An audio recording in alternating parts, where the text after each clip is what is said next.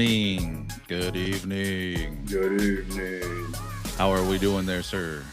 We're doing swell. We're doing swell.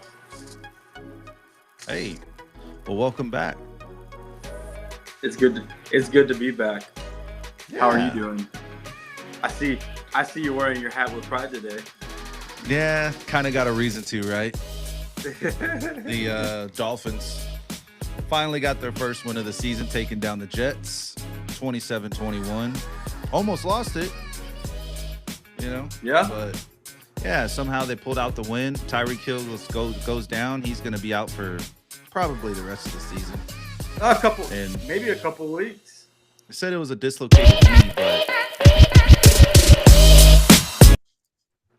they said it was a dislocated knee. Um, but I'm not really too sure, man. Yeah, It right. Let's uh see if he it wants to it come back. it looked pretty gruesome. Yeah. But believe it or not, a dislocated knee is the best case scenario in that situation, if we're being honest. Because if he would have tore a ligament or meniscus or something, that's months out. But if it's a Yeah. dislocated knee, it's probably not as much. Put it back into place, maybe a month of healing, a month and a half, 2 months. Come back later on in the second half of the season. Who Mm-hmm. knows? I mean, but then now that's also if he wants to come back and what his plans are, what he starts to think of in his mind during this off time he has. I mean, dude, he was cheering and chanting for himself. I think he's pretty excited to be off of this team, unfortunately. You think that's what that cheer was for? Was like Ah, I don't gotta play with Tua no more. exactly. Yeah. I think that was the nail in the coffin right there. I don't want to say he was expecting that injury to happen because obviously no one can expect something like that to happen, but just the way that he's like cheering for himself, like, and smiling and giggling. I don't know, it made me feel a certain type of way because I don't think that was a like, hey guys, like I'll be back type of cheer. I think it was more like a thank God that this happened in a way because this will allow me to maybe potentially go elsewhere. I haven't really looked at the details of his contract to figure out when his contract's going to be up, but it seemed like that was kind of like the way that he was putting it. Yeah, I don't know.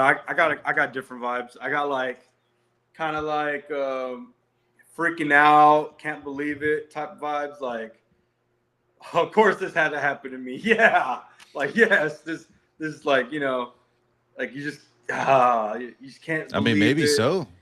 You know what I mean? Like yeah, like how could this happen to me? Yes, of course this had to happen to me.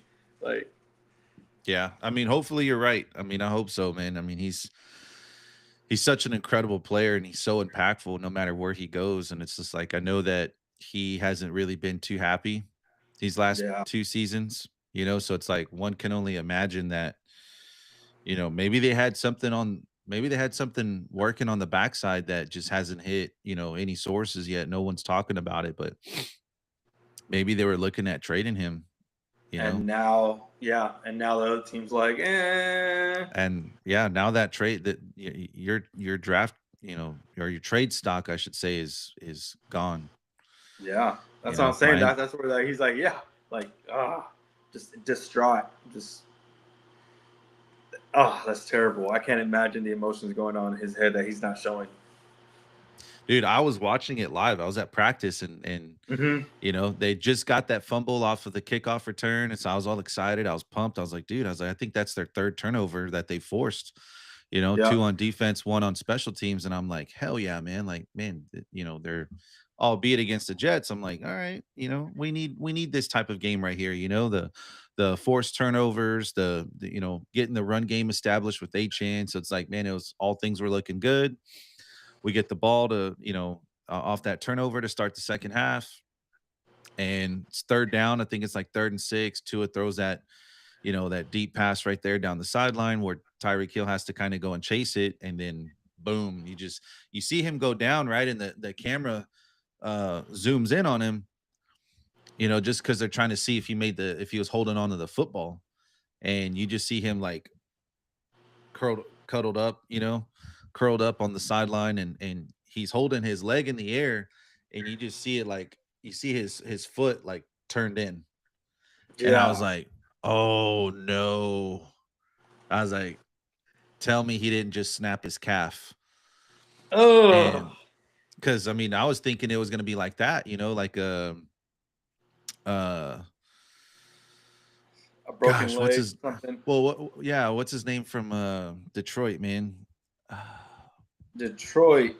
Yeah, Uh defensive end. He snapped his calf last year. God, oh, it's on the tip of nasty. my tongue. Is it Hutchinson? No, Aiden that's a. Hutchinson. It is Hutchinson, huh? Yeah, Aiden Ugh. Hutchinson. He snapped his calf last season, and against the Cowboys, and it was just like, fuck, bro. Like that was so gruesome to watch. And that's because like his was whiplashed. Like he swung around. Oh yes. Remember, he swung Oh, around. He was holding on to one of the players, and he and it hit. swung around, and his leg hit the other leg of another player and snapped his calf. And so I was thinking it was something like that. And then after watching the replay, you just see his knee buckle, and I was like, "Ooh, fuck!" Yeah. Reminded me Oh, of the Nick Chubb injury a few years ago with Cleveland Browns. dude, it was gruesome, bro. I knew it was knee immediately because it was too stiff. If it was like a broken calf or something, it would have went limp. The Yeah. fact that it was just like it looked like a freaking right angle. I was like, oh, his knee is destroyed. He just blew his Hmm. entire knee out. Oh, Yeah.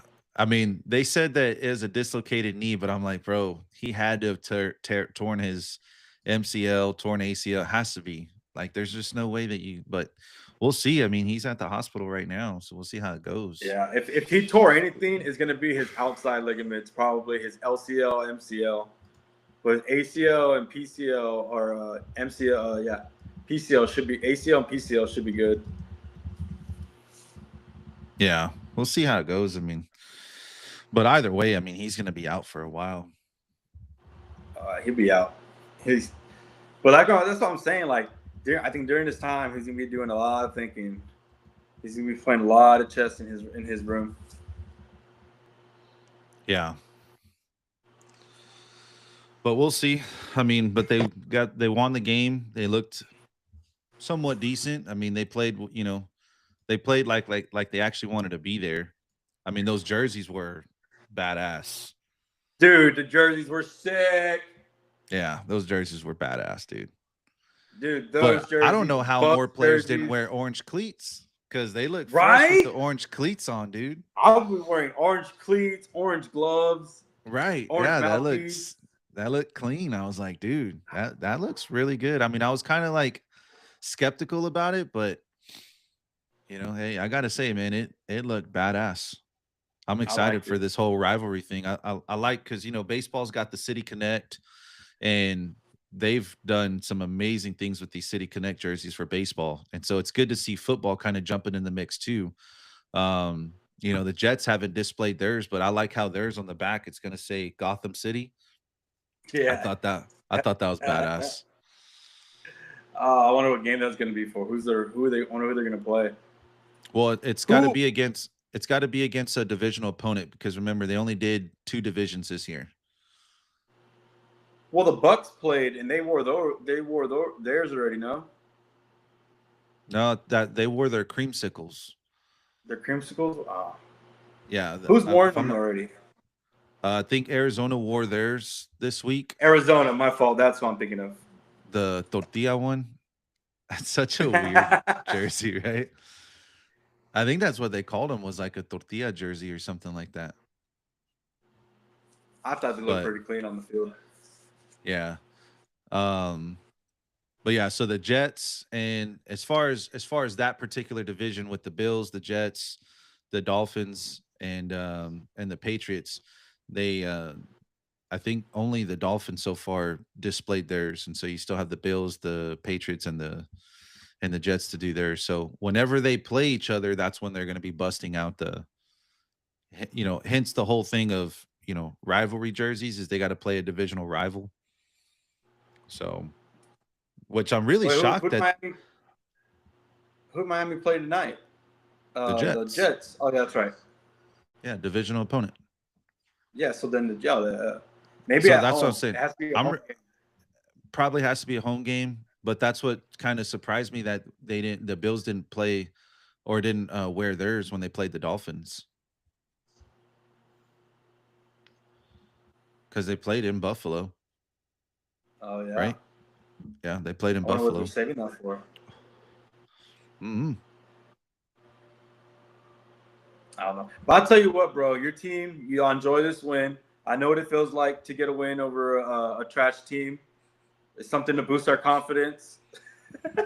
Hey, yeah. I mean, the Texans got their first one too. So, yeah, I mean, like I said, I think we needed a game like this where we play against a team, that's of the Jets caliber. Don't get me wrong. I mean, the Jets, they can play when they want to play. They have a lot of potential. You look at the way that they played against Pittsburgh. I mean, dude, that fight week 1, it was like, holy shit, bro. Are the Jets here? Like, did they arrive?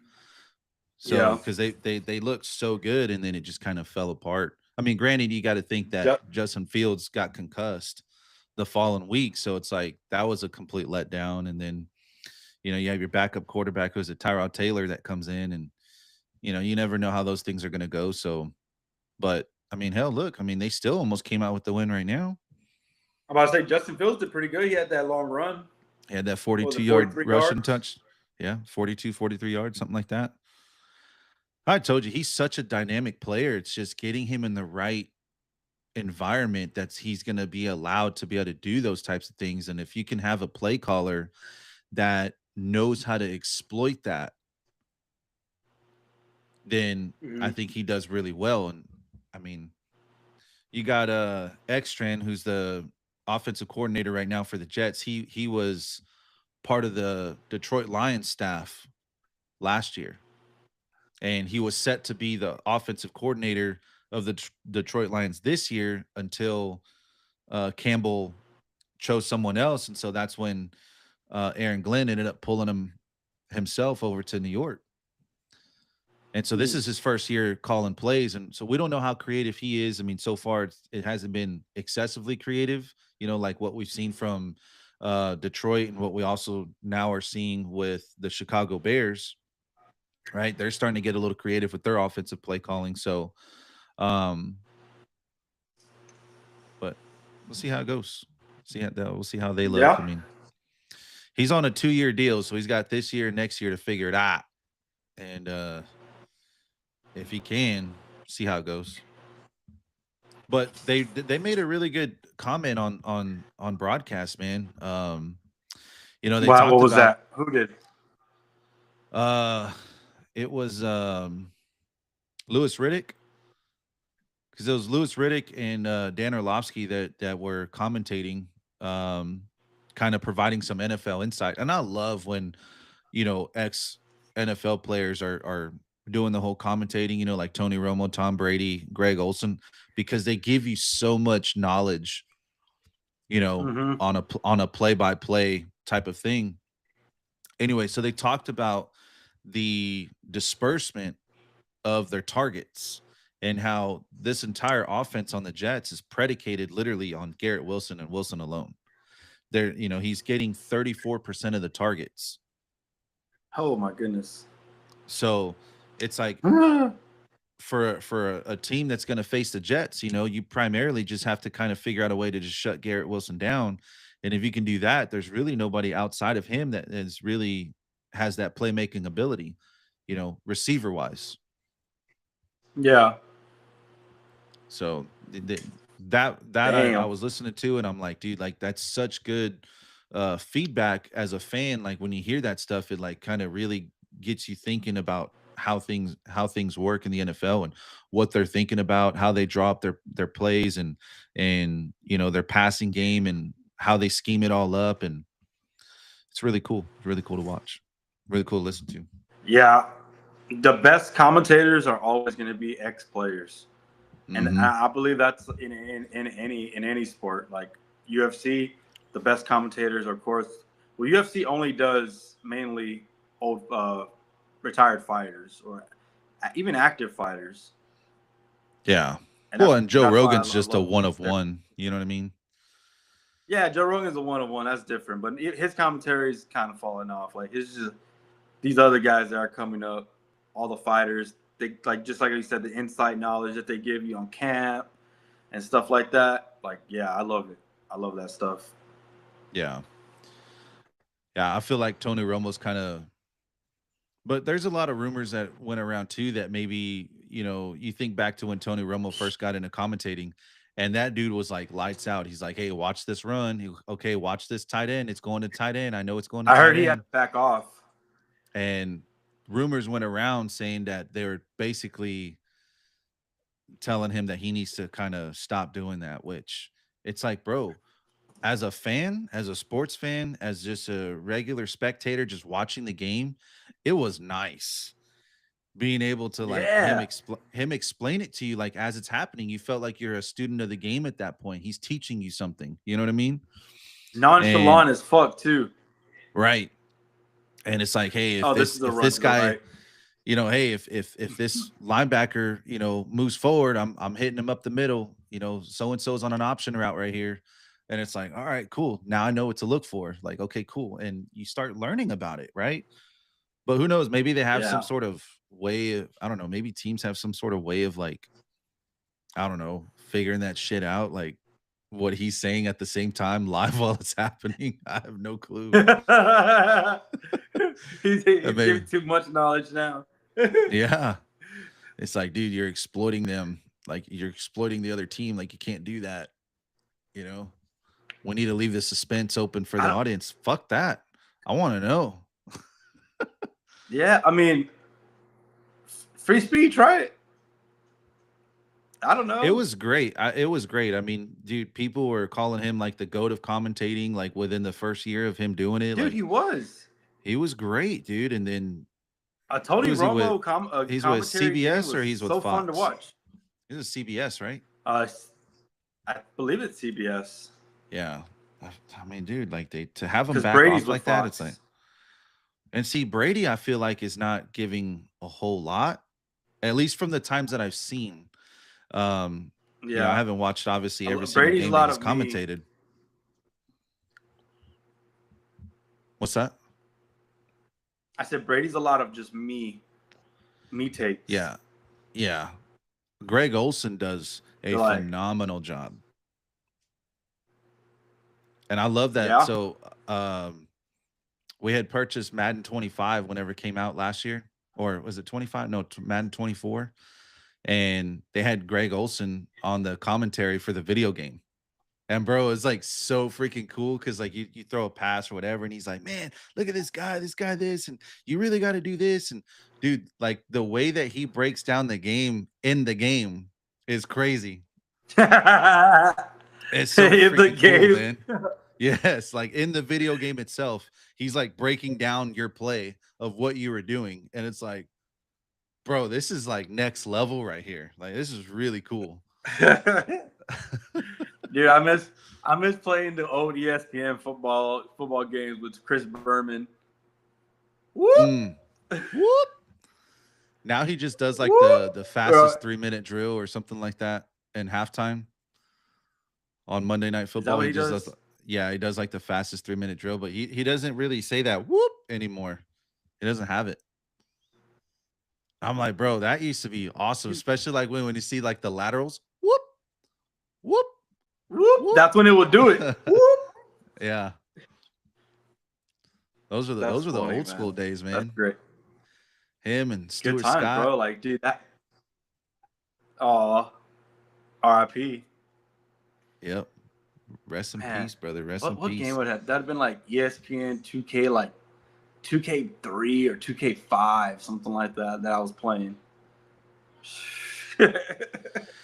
I think it was 2K4, NBA 2K4, whenever they came out with the dunk contest for the first time on the video game. Really? Yeah. It was either 2K4 because they used to have another game too. It wasn't 2K. It was just like NBA It was Live, NBA Live. NBA Live, right? I think that's what it was, and it may have been NBA Hmm. Live 2004. And bro, career mode was super freaking cool because you would have all like your homepage for your career, and it shows you like your schedule. Well, it would show you on a phone, and it was a T-Mobile Sidekick. I don't know Yeah. if you ever remember those, man. That's like one of the most like requested phones these days that they want back was the T-Mobile If Sidekick. I remember them, come on, man. That's one of the great. That's one of the coolest phones ever. Growing up as a kid, that's all I ever wanted was a T-Mobile Sidekick. And then when I was in high school, they re-released the Sidekick, and it was the Sidekick. What was it called? The Sidekick 3G. I think that's what it was called. That's Uh-huh. when we had 3G phone and not 5G. It was 3G. I remember It was the 3G. hottest thing out. I used to have this They phone they called re-released. They made it. it used to be called the My Touch 3G, something like that. I That had the was My pretty Touch. That was my first touchscreen. that was pretty sweet. Yeah, it was a touchscreen phone, yeah. It was a pretty sweet little phone. That was my first. Duh, My Touch. You have a MySpace or Dude. MySpace, bro. That was Oh, that was a weird time in history right there, dude. I that would was spend such a s- fun time in history. I had been I would spend summers on end on MySpace, bro. I mean, we're over days, here, dude. We're school days, weekends. I don't know how old you were. I mean, I think I was probably like 12, 13. All the way pretty much all the way through high school when I graduated. I think Facebook kind of came out. It was sort of becoming popular at that point, but pretty much all throughout high school is MySpace. And it's like, bro, we're learning how to type JavaScript, you know what I mean, from scratch, like creating all these crazy ass Yeah, backgrounds and you know what I mean, like just insane, bro. And I go and take borders, a adding music, filters. Yeah, and I go and take a computer Dude, science AP I course in high school, and it was just like a breeze because that's what you're learning in the computer science course. You're learning how to type JavaScript and HTML and all that or whatever, and you're just sitting there, and the teacher's teaching. I'm like, oh, I know that. I used to do that on my MySpace. Hell yeah. yeah, bro. I was 9, 9 years old when I made my first MySpace, Damn. and then I used MySpace up until freshman year when Facebook took over. Freshman year is when everyone went to Facebook. Really, eighth grade was kind of like back and forth, MySpace, Facebook, but I was just like, ugh, Facebook is old. I was on that like Facebook for old people. My mom fucking plays Farmville on Facebook. Why do I want to get on Facebook? That's so lame. I'm playing Mafia Wars on MySpace, baby. I don't remember any games on MySpace, dude. I just remember like okay, so like I remember. What?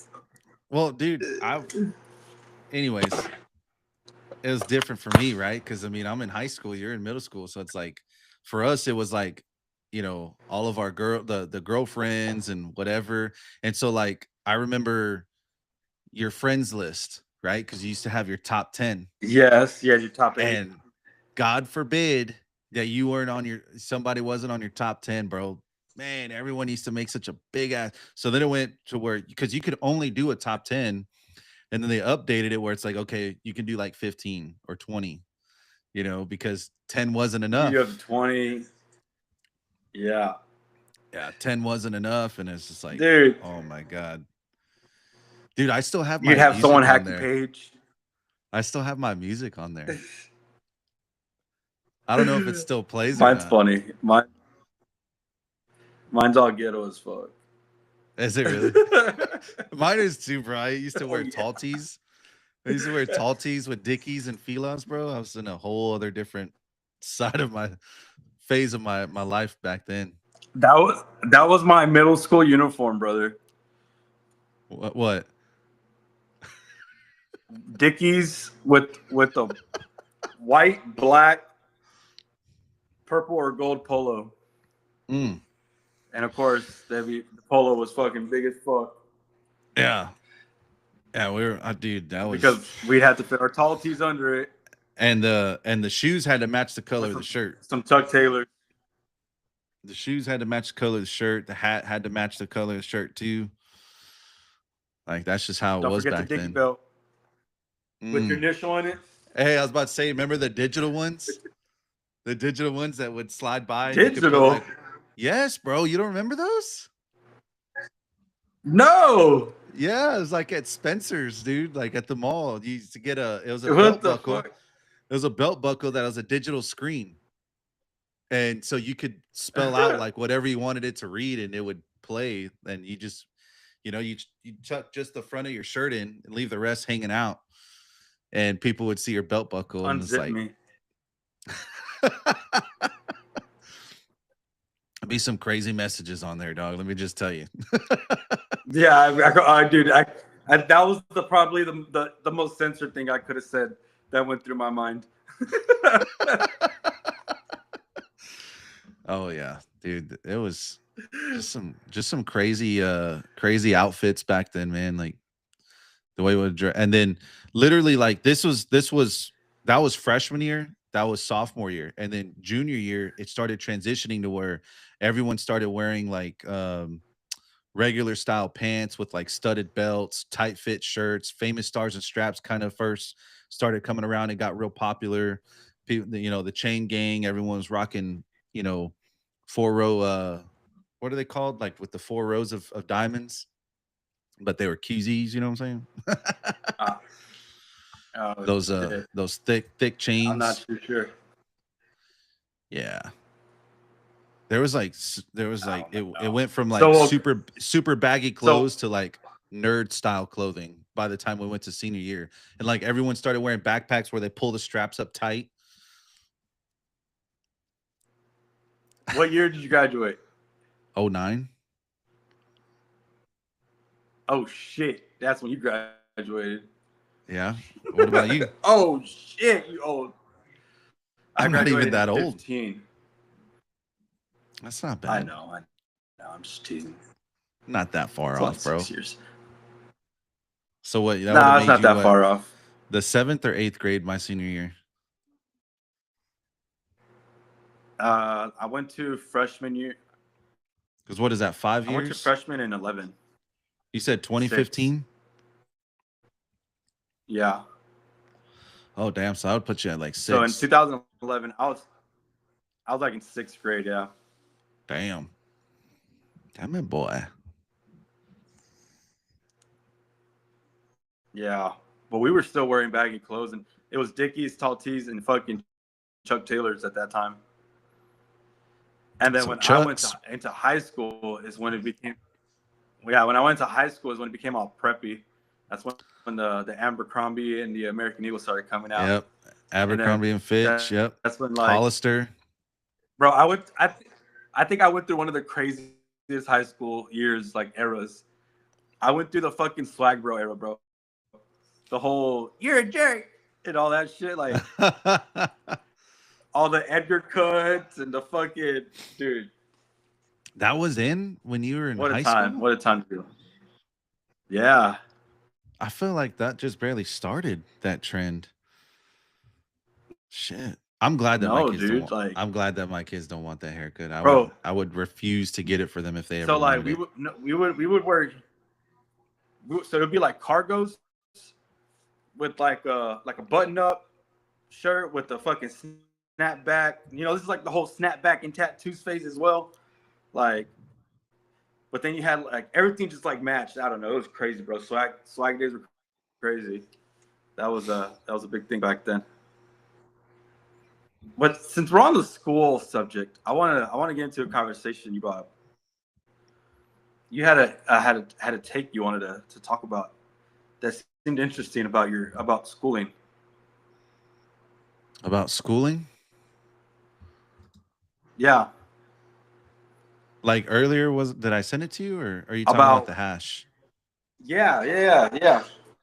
Oh, with the hash marks in college for football. No. With the what if at school we learned how to like survival stuff Oh, and yeah. So I mean, I was just I don't know. I forget what I was watching. I think I was watching like some YouTube video on like Ice Age shit, and I'm like, dude, like I'm curious, like how did the Ice Age start? Like what caused it? Whatever, this and this and that. And then it got me thinking. I'm like, well, what happens if it like gets insanely cold like that again? Like, what if we were to go through like another form of ice? Because it says that we're in an ice age right now, but we're in the warmer temps of it, and so that but because there's two different kinds of ice ages, and I forget the exact terms. Basically, what it means is when you're in the worst part of the ice age is when your ice caps are expanding. When you're in the livable stage of it is when your ice caps are not expanding. And that's the stage that we're in. yeah, And so I'm like, dude, like what happens if we were to go back to that stage where the ice caps start expanding? How well would our generation fare in a situation like that? Because obviously I know that we would crumble. You know what I mean? Our hunter gathering skills are just non-existent in today's culture. But it got me thinking, like, well, what if schools could provide something like that? I think it's something that we should all still learn, whether we think it's going to happen anytime soon or not. I think it's a very unique skill set to have for every individual. And so they could teach them like, and it could be like a home ec course. Like I'm sure you remember taking home ec, right? Where they teach you like how to yeah, cook and all that stuff. I mean, it could be another elective course is what it's called that kids choose to yeah, take. And so they teach them how to, for shelter building, and they teach them how to, how to find water, how to navigate, you know, um, first aid without a first aid kit. Like what are just some tips and tricks that you can to like, mend a wound, stuff like that. I think that would be yeah. pretty cool. I totally agree. So someone has made that already. Do you know who That Tim you can Kennedy is? take that you can take in school, like in high school. Yeah. Do you know who Tim Kennedy is? Nuh-uh. Ex UFC fighter, retired. Not retired. He's actually still active. Green Beret, Special Forces. He has a book called The Scars and Stripes. The Scars and Stripes. Uh, Pretty well known. He's been on Rogan a few times. I believe more than once. But he's been on Rogan. Well, he actually has a school that he started up, and it's called Apogee. And basically, like the kids are basically in charge of school. Not like in charge, but like it's a whole different, completely different structure on the school system that we know today. Uh, Boys learn like how to protect themselves. They learn basic survival skills. They learn basic like just general life knowledge. Like if we were living outside, like basic like how you're talking about, Right. along with of course every other maths, reading, and all that other stuff. But it's just a complete different system. And what's it called? The name of the school? I would advise Apogee, Apogee,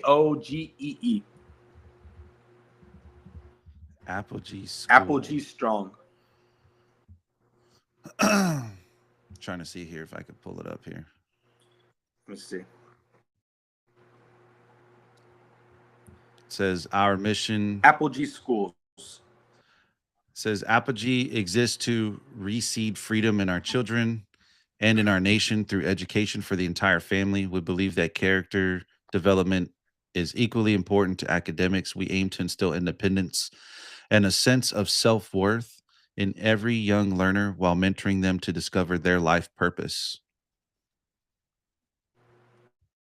Interesting. It says they have one here in San Antonio. Dude, it's a badass school. Well, yeah, he's local to Austin. He's in Austin. Oh, is he? He's based out of Austin. Yeah. A mentor-led home Yeah, during the education and whole leadership COVID program shit. for bold, independent, and purpose-driven families. So it's like a homeschooling program, but you have like the parent basically has to be like this like crazy badass. Like you have to like prove yourself to be a true leader, and like basically like if you have to be, the parent has to be worthy enough to teach the kids. Like I don't know. I believe he has like this whole program to like get you there. If you want to open up your own school, like this is what you have to do. Like this is what you're gonna go through. Like dude, it's pretty cool. I like it. It's extreme, Yeah. but I wouldn't even say extreme. It just sounds extreme, but like that should be the norm. Yeah, well, I mean, and that's something that You probably pull up a clip of Tim Kennedy explaining it would be a lot better because he's so enthusiastic and outgoing. And just yeah, that's what I was gonna try to look for here.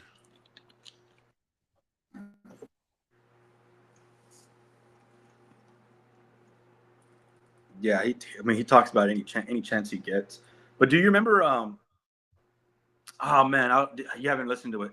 It might have been an Outwitting the Devil. No, I don't think he talked about it much in Outwitting. Yeah, he did. So remember in Outwitting the Devil when he talked about how the school system is set up to fail kids? Yeah. So I remember how he said how the school system should be ran. That's Right. basically how Apogee is, where the kids are in charge. They get in groups. They decide together amongst themselves what's what, and like they're able to use their imagination, their creativity as a team, and work together to figure things out. And the teacher's just there to help them and guide them. Let me see what this says so we can check it out. Like it's pretty much exactly what he talks about. I want to try to simplify it for you as much as possible, because we can say things like it's a microcosm of life. We can say things like it's more like a summer camp vibe. We can say things like it's a leadership camp.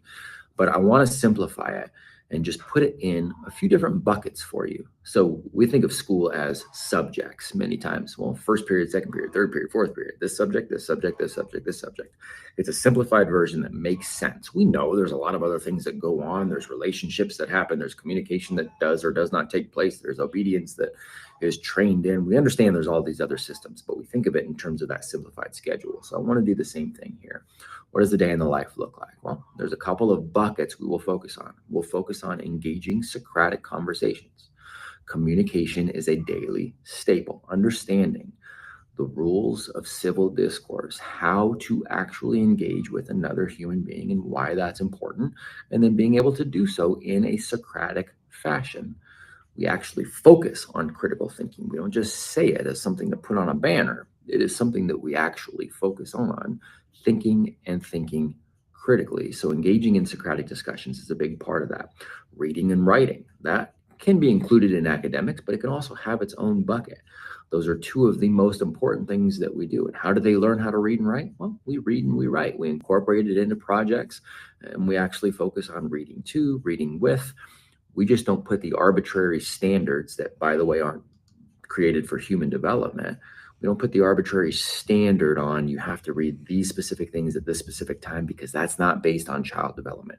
And then we also don't just attach arbitrary points to it, because research has shown, and it's very easy to see this from a logical standpoint too, that when you make reading something that is points-based and you stress points-based reading and regurgitation, well, then what you actually miss is the point of reading. You don't learn to love to read.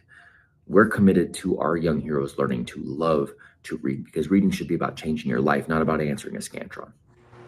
So reading and writing, journaling weekly, those are things that, again, we're going to take the long tail game of building a human being, and they're going to be able to communicate extraordinarily well, verbally and written. And that may tie into the academia. There is an academia bucket, and we'll give options and choices for how that academia is acquired, but we're not going to sit and lecture. We're not going to pretend everybody needs the exact same thing at the same time. And we're going to give them a choice.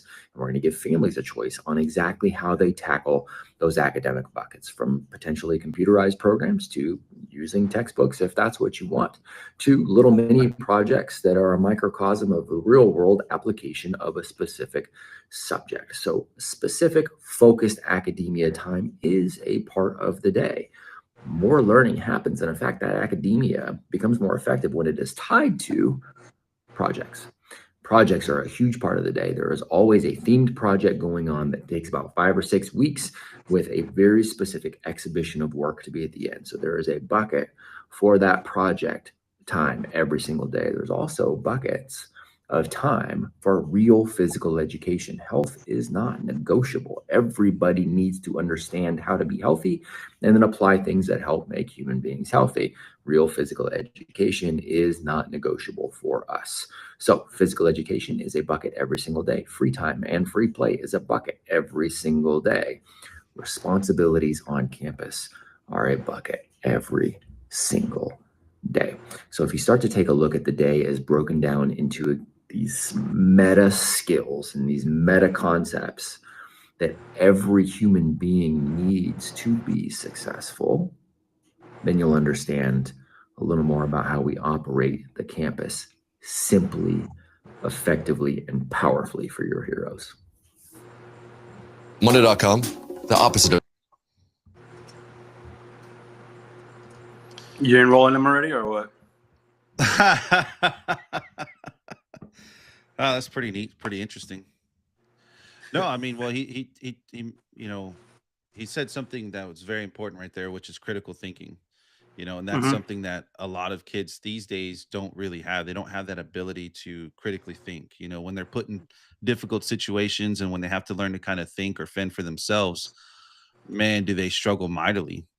Dude, they're like hyperventilate. They're like, I don't know. Yeah. So, I mean, anytime that they're kind of put on their own, and that's honestly like what I try to teach my kids is like, I try to put them in situations where they can be independent for themselves, and it started back when they're a lot younger than what they are now, with, just simply giving them my debit card and walking inside the corner store, right? And saying, hey, like, because they want like a drink or a snack or something like that. And I'm like, okay, well, hey, here's my card. You need to learn how to use it anyway, eventually. So take my card, go inside, pick out y'all's drink, go pay for it, and come back out. Bring me the credit card, bring me the receipt. Right. And just those 30 seconds to 60 seconds that they're in there by themselves, right, away from me, where they have to learn how to be respectful in public and have manners and stuff like that. But then also too, they have to make that decision on their own, right? Because now it's not me standing in front of the refrigerator saying, "Hey, what do you want to drink?" "Hey, do you want orange juice? Do you want a soda? Do you want water? Do you want a Gatorade? Like, what do you want to drink?" And then I'm giving them those options to where they only pick something that I'm asking what they want instead of thinking for themselves to say, "Okay, you know what? I want this." They're doing it on their own. Yeah. And at first, Yvette was like, "Why are you doing that? Like, someone can just snatch them." And I'm like, yes, anyone can snatch our kids, but anyone can snatch our kids anywhere. But like, we have to be able to, as a society, we have to start learning we have to learn to trust one another. And there's a lot of lack of trust that's going on, but we have to learn to trust one another and we have to learn to fight that fear as parents because we live in this world of just advanced technology with social media and TikTok and YouTube. And it's like anything that happens, I mean, we see it in an instant. You know what I mean? There's a school shooting halfway across the world, or halfway across the country. We hear about it within 30 seconds. Whereas Yeah. before, probably when we were kids, we wouldn't get that information till either, the next day or the next week or the next month or whatever the case may be. It's just not something that you necessarily heard of. Um, Yeah. word didn't travel as fast as what it's doing. And so what it's made us as parents is made us paranoid and scared to raise our kids how to live independently. We don't trust them to have that knowledge of being able to make those decisions for themselves. We're always sitting there trying to coach them ourselves. And it's like, no, there's nothing wrong with coaching them, but at some point you need to teach them how to make the decision for themselves. So you kind of have to push them off the edge a little bit, make them jump off the curb, and let them cross the street themselves. Right? Hey, you walk up to the street, you look both ways on your own. Go. I want you to do it by yourself, not with me walking with you. You know what I mean? And as a society, as parents, we have to learn to start doing that with our children because otherwise, man, we're just crippling them at this point.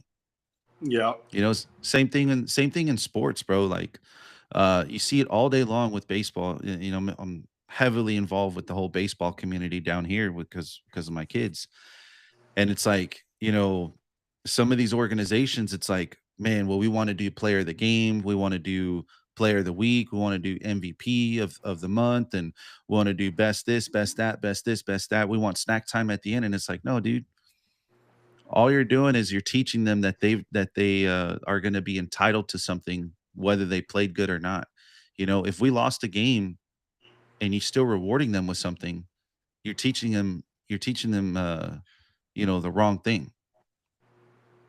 Because what's going to end up happening is as they get older, when they fail a class and they get held back a year, they're going to be like, well, in baseball, they even when we lose the game, we get rewards.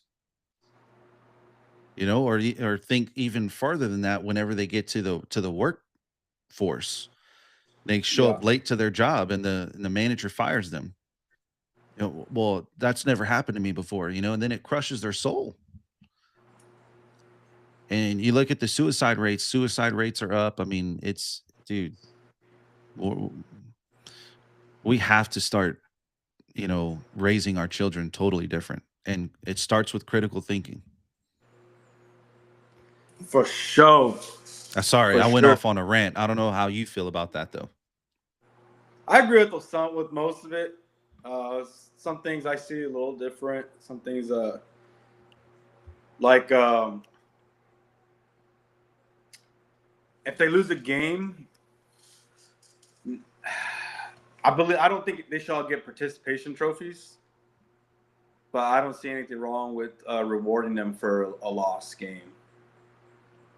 And I'll tell you why. And it's because you know who the Gracies are? Hmm. The Brazilian Jiu-Jitsu family. So Hickson Gracie Right. wrote a book called Breathe. And in his book, it talks about their life growing up and, you know, all the things they've done and, you know, how they become who they become through their family and everything. And they're saying in their family is very big that even when you lose, you get rewarded. In what way Because though? In what capacity?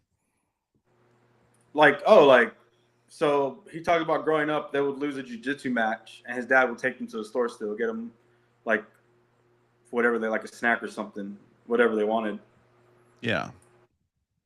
like, or they would just take them and go get whatever they want because they believe that when it comes to competition you don't want to take the fun out of it. So man, it's been a while since I read the book, but it was a Well, good and I'm psychology. not sitting here. I'm not talking about taking the fun out of it though. No, I know that, but like,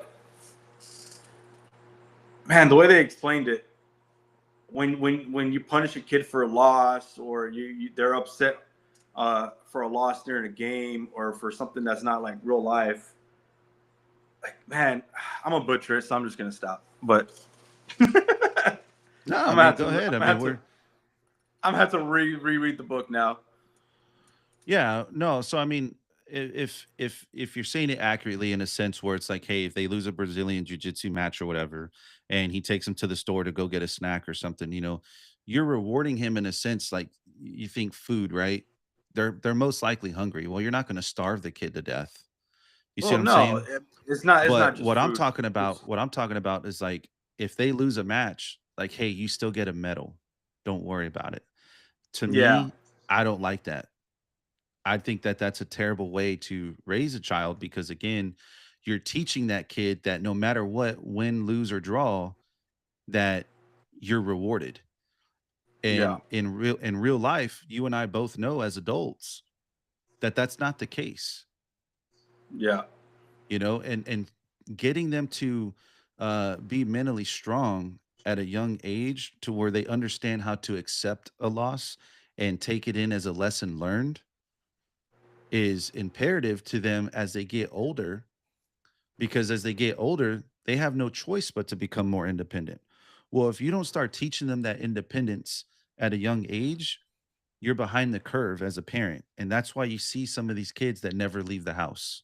You see some of these kids that are 22, 23 years old, you know, living in mom's basement playing video games all day long, and they can't even get them to go get a job. I remember when I was managing my store, it's like, you know, the kids would come in and I'd interview these kids, and it's like, hey, like, you know, tell me a little bit about yourself. And it's like, oh, well, you know, I don't really want to be here. My parents are kind of just making me get a job. So, you know, What the I don't, fuck? I'm not joking. Like, kids were literally telling me that while I'm sitting in my office interviewing them. Mind you, they're showing up to these interviews with wrinkly ass shirts, regular t-shirts. They're not even showing up in button ups, no polos, shirts not Jeans. tucked in, raggedy jeans, messed up shoes. Like, there's no sophistication whatsoever with some of No these younger generation self-respect. kids. Yeah, no self-respect, no nothing. With my oldest, right? He's in football. He's got to show up to game days. He's got to show up creased, right? They got to be in shirt and tie. And it can't be a button tie or whatever, you know, the clip-on tie. It's got to be one that you Hmm. actually tie. And so we went out, we got him some, you know, fresh new clothes, got him some fresh new slacks, got him some fresh new shoes. I mean, he already had his boots, which he likes his boots more than he likes his dress shoes, which I'm totally fine with that. And but so we brought all that Word. stuff home. We brought all that stuff home. I grabbed the ironing board, I grabbed the iron, and I said, "Hey," I said, "you're gonna learn how to iron today." And I said, and so every single time, every week when we wash your clothes, okay, when you go before you hang these particular clothes up, you iron them. You don't hang them up just fresh out of the dryer. And I said, but you iron them now so that way they're already pressed for next week when you got to show up in this stuff. And so we sat there step by step, and I teaching them how to iron, you know, and that's just another way of me telling him, like, or teaching him how to be independent. Because now again, we get his clothes, he starts folding them, he goes and puts them away, he leaves his, I don't even have to tell him. He leaves his stuff down, he busts out the ironing board, fills the iron up with water, steams it, presses it, everything. Something And about ironing, bro.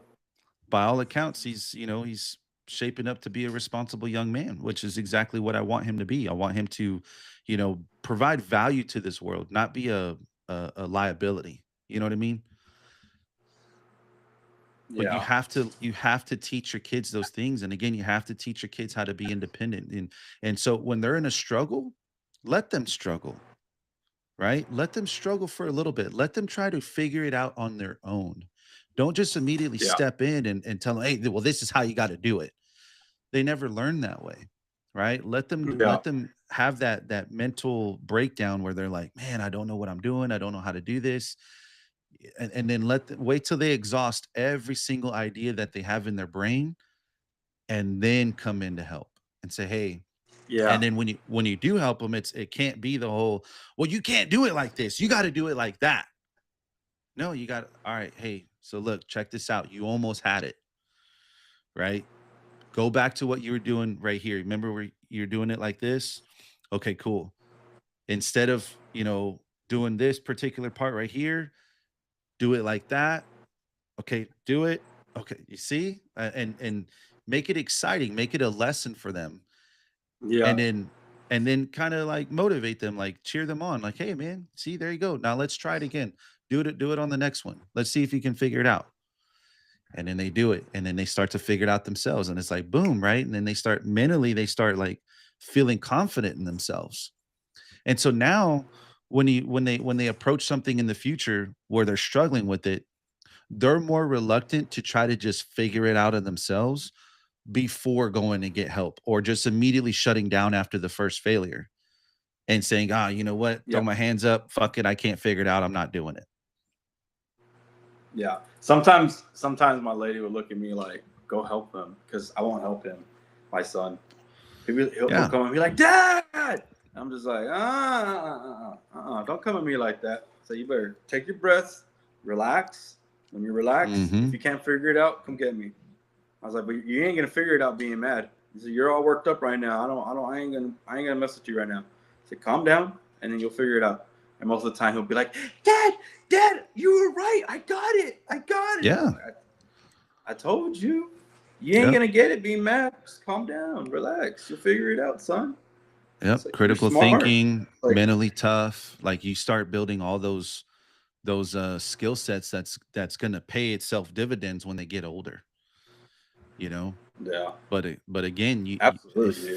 far too many times, bro, you just see it. I mean, you see it on YouTube all the time. Like with these kids that have become, YouTube famous overnight. I mean, I remember there's one kid made like $22 million and the parents just had him playing with toys all day long. And it's like, dude, like that kid is not gonna grow up in a normal lifestyle for the rest of his life. He's always going to be that kid on YouTube. And it sucks because I feel like you kind of take the child out of the child, let them be a child, yes, but also prepare them for when they get older. Yeah. And I feel like, I know I mean, exactly who knows? what you're talking about. That's crazy. I don't know where that kid's at today, but I mean, he has to be like 10, 11, or 12 by now. And they're still making videos, I think. Are they really? And I'm just curious as to like what his life is like outside of the video camera. Does he have a normal childhood? Does he have friends? Does he have sleepovers? Sleepovers, bro, that's another big thing. Again, being in the baseball world, being in this sort of environment, it's like for us as parents, I'm all for spending the night. Hey, you want to go hang out with your friend and spend the night? Absolutely. Or hey, do they want to come spend the night? Like we're down for it. You know what I mean? Having that time away from the parent, it's like where again the kid has to learn how to be respectful, be responsible, mind his manners, and be presentable to the other family. Make sure that you're listening to what the parents say. Yes sir, no sir, yes ma'am, no ma'am, all those different types of things like that. And we're all for it. And dude, you'd be surprised, like it's hard to find a family that is cool with letting your kid go stay over the night. Yeah, because I feel like now people will see it as like a burden. Like, that ain't my kid. Why I gotta take care of him? Yeah, well, or vice versa, right? Because like I said, I mean, hey, if you got a friend that wants to come spend the night, just have have them tell his parents and have them reach out to us, and we'll communicate, we'll talk, and make sure that everything's cool. You know what I mean? We have rules. I mean, I like to think that we're a pretty normal family, but it's like we have our typical rules. I mean, the kids go down at a certain time, right? We cook dinner. We try to feed them early, not too late, obviously, except for like baseball nights. That's kind of, not really a choice, but again, I mean, yeah, we're not, It's the lifestyle.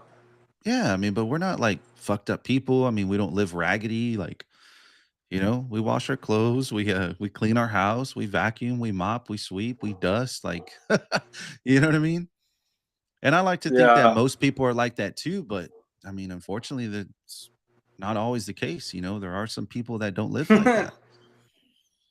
But that's because people our age, some of them were brought up in that entitled sort of environment where it was the Dude, that's what's weird, man. I'm about to be 30 in April. Mm-hmm. And I still see people on my feed, like my Instagram, my Facebook, like they still live at home. And I'm like, yo, like it takes 8 years to become a doctor. I get it if you were becoming a doctor, but you should be out your parents' house already. Mm-hmm. Like, what are you doing there? You still going to school? Or like, what's going on here? Like, why are you still home? Like, don't you want your privacy? Like, don't you want the independence? Like, yeah, you would think that. Bills suck, but the paying them by yourself and knowing that you did it and you didn't have your parents doing it for you just feels good. Yeah. Like, there's a satisfaction to it, man. it sucks, but those times that you sit there and you think about it, you look at your house, you look at your kids, and you're eating dinner, and you're looking at the food that y'all were able to buy, like that's when it all is like it's all worth it. Like even when I was alone by myself for 6 months, being in the house, you know, it's cold. I have AC. It's like, I can put the temperature at whatever I want, and no one can tell me anything because this is my house. This is my electric bill. I'm gonna run this bitch up. I'm gonna take an hour shower because I pay the water. Hey, well, it's like you know, my parents used to tell me when I was a child is like, you know, well, when you have your own place and your own roof over your head, then you can do the things you want to do, you know. And we heard that all day long. Yeah, we do it. Yeah. Hey, I say the same thing to my kids to this day. You know, they want to do something. I'm like, no, no, no. Hey, are you in your room? No. Well, why is the light on then? Well, I don't know. Okay. Well, when you get your own house, then you can leave the lights on all you want. But my house, my rules, I pay for the shit. Turn your light off if you're not in your room. You know what I mean?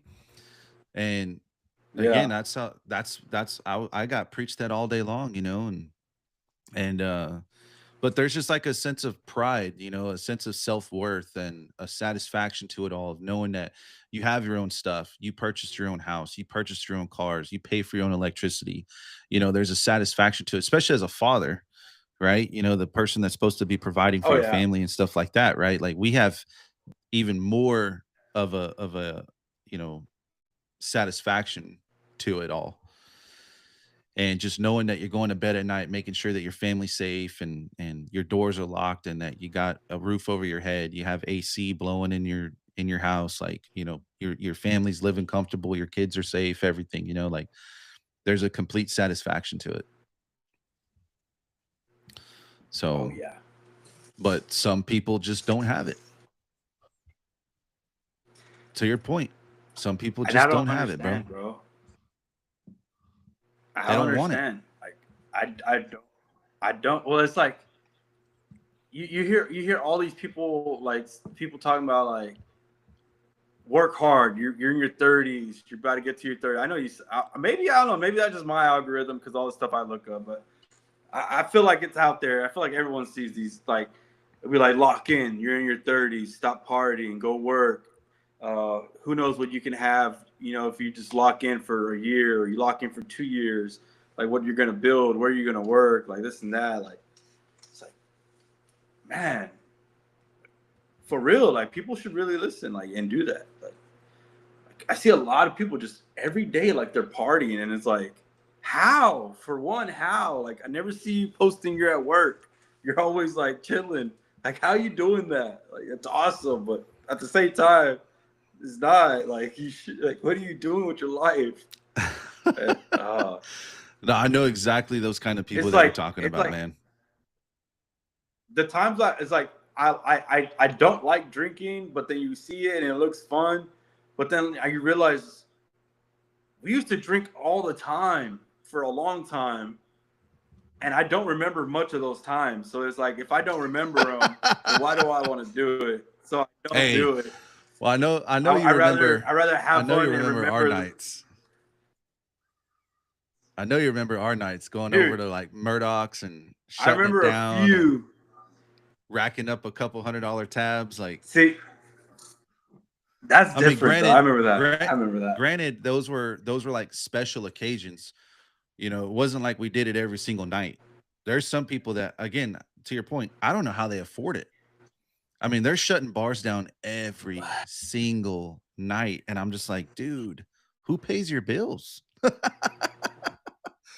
Like, I don't That's know what I'm how the hell you're doing saying. it. That's what I'm saying. We did it as part timers, and then in like in the beginning of our full time life, we did it. Well, me and my cousin and our crew went into that era. Yeah. Twin Peaks would close that bitch out like every day. Like we had our bars that we'd go for every day of the week. Me and Bert, we had our bars every day of the week. It was like where all the specials were. Mm-hmm. Oh, Oh yeah. man. But yeah, dude, like a lot of those nights are, I don't remember a lot from that time. Like I really don't. And I think it's because how much we drank, where I drink personally. Especially when I had my roommates and we would just drink all day, every day. We just Yeah. play drinking games But all see, day, like every day. going back to what we were just talking about, right? It's like, you said that a lot of kids your age are still in the I say kids, but a lot of adults your age are still living with the parents. And it's like, but you got to think about again how they're raised, and because clearly the parents don't mind them being there. Otherwise, they wouldn't be. You know what I mean? But that's just it. Like you have Yeah, to that's learn true. you have to learn to let the kids go and let them, you know, experience that real world type of environment. They're gonna struggle. Everyone's gonna struggle. I mean, hell, we struggled, you know. To this day, I mean, we get friends and some of our younger family that like they're like, man, how do y'all do it? How do y'all do it? And it's like, I mean, it's not hard. Like you just, you work and come home and make sure that you're responsible with your money. Like it's not that complicated, but it's they're just afraid to take that risk because they were Don't live never above your taught. need. Well, they were never taught at a younger age, like, again, how to critically think and how to be independent and how to learn how to figure out things on your own without getting that help. It's different whenever you've already exhausted all of the ideas that you had and then you go ask for help versus you not knowing something and you just immediately go ask for help and then you get that help immediately. Well, you never learned that way. Yep. You know what I mean? That's the whole problem with AI. Oh yeah. Well, AI is gonna make it even worse. Yeah. Exponentially worse. Yeah. Well, so I was curious how that works in the school environment, right? Because, like Steven's in middle Well, school aren't and they so taking they phones get out of school now? well, no, no, no. So they get laptops. So like last year when Steven was in sixth grade, they got issued Google Chromebooks. And so they keep them throughout for the whole entire year and they turn them in at the end of the year. And they do a lot of their classwork on the computer. So I'm like, well, hell, it'd be easy to pull up a website on how to answer questions because sure enough, that's what a lot of kids are figuring out. A lot of kids are figuring out what websites that they can go into to help them out with their quizzes and their tests and shit like that. And so I was talking to Steven earlier and I was like, hey, I was like, how do y'all do that? And he goes, well, we can't. And I was like, what do you mean? And he goes, yeah, he goes, they lock the websites down. He goes, so like whenever we go into, Mm. he goes, the teacher will send us a link that will open up our workshop for us. And as soon as we open up that workshop, the whole site goes on a lockdown. Where if we exit out of that site or if we add a tab on the internet browser, it immediately gives you a zero on your exam. So like the site already knows if you're trying to go around it to try to cheat. So I was like, well, good. And Nice. I was like, I'm just curious, man, because you know that again, it could easily be figured out how to. I mean, hell, I remember changing the Yeah. proxy server on our internet, because you were very limited on what you can, search up on the internet in school. And so I remember we would change the IP address, we'd change the proxy server, we'd change all this stuff just so we can access, like MySpace and shit like that in high school. So I'm like, dude, if we Bro, were smart enough to figure that out, imagine these knuckleheads that were born with technology, you know? when I was in school, all we had to do was type HTTPS colons / www dot whatever the fuck we want, and it will take you there. Interesting. But Yeah, you we had used to to have type to. in HTTPS. That's it. That's all you had to do. You had to type that full thing out and then type in your website. You had to type So the full thing out, and then it'll take you wherever you wanted. Yeah, ours wouldn't Somehow, work that some way. way, it just bypassed everything. Just took Yeah, ours wouldn't work that way. We would have to, like I said, we'd have to go into the settings and change the IP address, change the proxy and all that stuff like that. And then we'd have to hit apply and then refresh it, and then we could go in and do whatever the hell we wanted to do. I mean, dude, we had kids that were playing they were playing Halo on the computer at school. Like, Yeah, you know what I mean? my Figuring out boss, my boss was actually telling me about that the other day. He's from Iran, and they don't have like all their like the only way to get internet access is to like, you know, because they don't have internet, so they got to figure it out somehow. And he's like, dude, so when I came to school over here, he's like, they have all these, they use the same software like how they use over there. Because I already knew how to bypass all that. I had Counter-Strike on everyone's computer.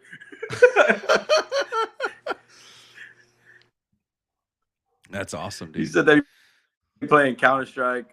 Everyone just had Counter-Strike on. But dude, you want to know what's so cool about technology? I'm gonna tell you a cool story right now. I feel like it's so cool. All right, go ahead. I have a cousin in Tokyo right now.